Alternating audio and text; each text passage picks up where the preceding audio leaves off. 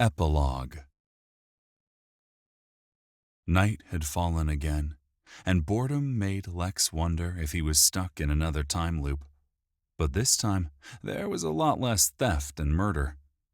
He'd been leaning against the huge bronze-colored doors for so long, he suspected the bas-relief scenes carved into their surface would be permanently scrawled into the skin of his back. He closed his eyes and started to doze.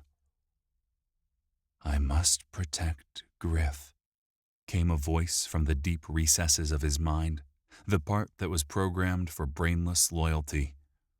Lex's eyes snapped open. "Oh, mother-loving abyss! I don't even like the guy that much." "Like who?"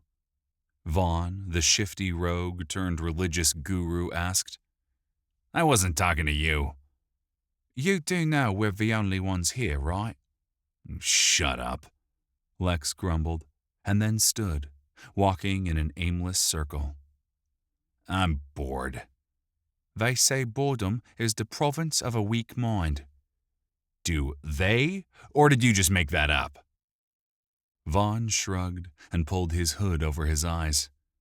"Why don't you get some exercise? It helps clear the mind."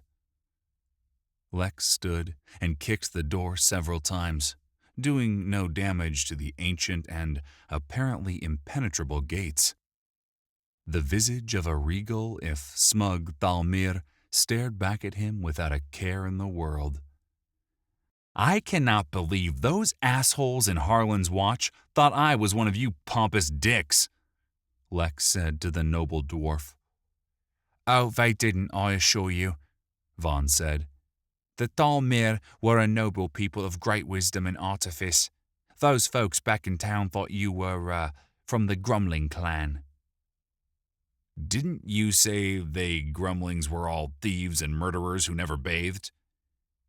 "Yes," Vaughn said, and sighed, perfectly at ease. Lex sniffed himself, and his nose turned up in disgust. "I think that's a bit unfair. We have been camping against this door for days. Where do you expect me to bathe?" "I wasn't that concerned about the bathing. It was all the murdering and thieving that really sealed the comparison." "That wasn't my fault. Well, not totally." Vaughn pulled his hood up and gave Lex his patient look that all great teachers and religious figures seem born with. A look that said, "You know you're full of shit, but I'm going to let you figure that out on your own because I'm super wise and zen." "Fine, I may have gone a little overboard," Lex said, pouting. Vaughn harumphed in amusement and pulled his hood back over his eyes. Maybe I do have issues, Lex thought. After he'd been separated from his player Gryph, Lex had found himself in the quaint town of Harlan's Watch. He'd had limited time to relax, however, and soon he discovered he was stuck in some kind of time loop, cursed to repeat the same day over and over and over. During that challenging time, he may have committed several thousand murders and robbed a whole bunch of people. But it was a time loop, so it can be said that none of that really happened. Vaughn gave Lex another of his patented judgmental gazes. It had some of its intended effect. "I've changed since then."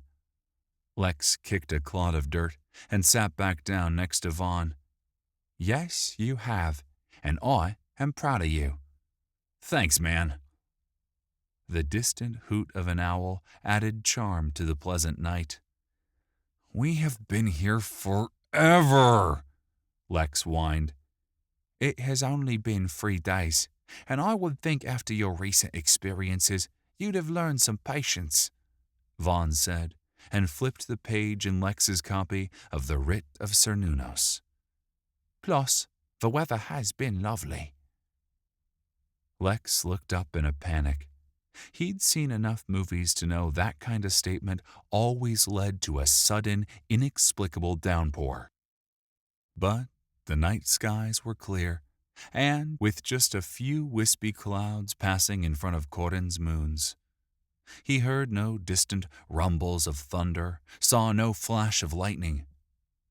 After a moment, he eased back against the door.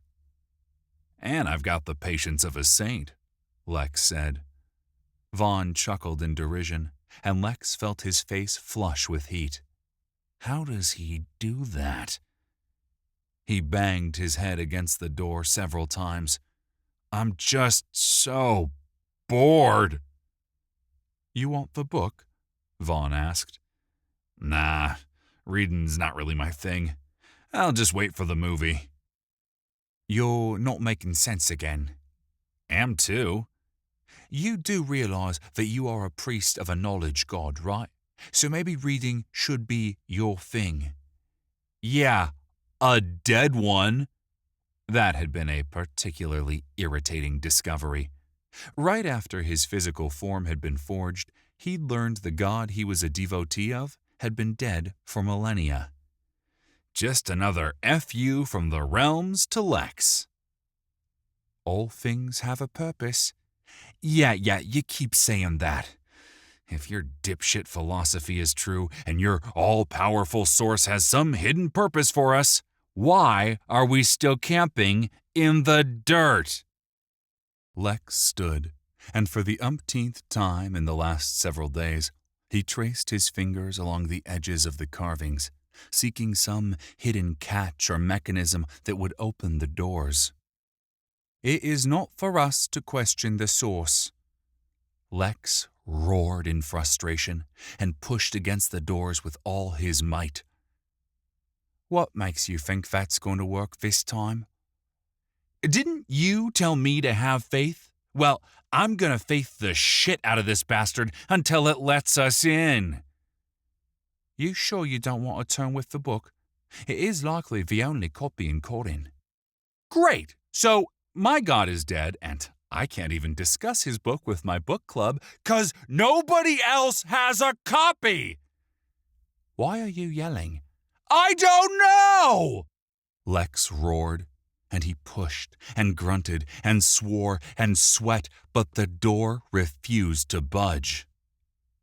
"Huh, this is interesting," Vaughn said, absorbed by the book. "What is interesting?" Lex said, a bit too harshly. "According to this, your god may not be dead after all." "Well, maybe he can open this effing door!" With each word, Lex smashed the door with all his might. And as the last word exploded from his mouth, there was a small click, and the doors flew open. Lex tumbled forward and fell flat on his face. He grumbled, spat out a mouthful of dust, and slowly got back to his feet. Lex?" Vaughn said in alarm. Lex looked up to see a group of 5 large, bald, featureless men staring down on them. They held very long, very pointy spears, and they were pointing them rather close to Lex and Vaughn's faces. "Hi, fellas. Say, wouldn't happen to know a guy named Gryph, would ya?"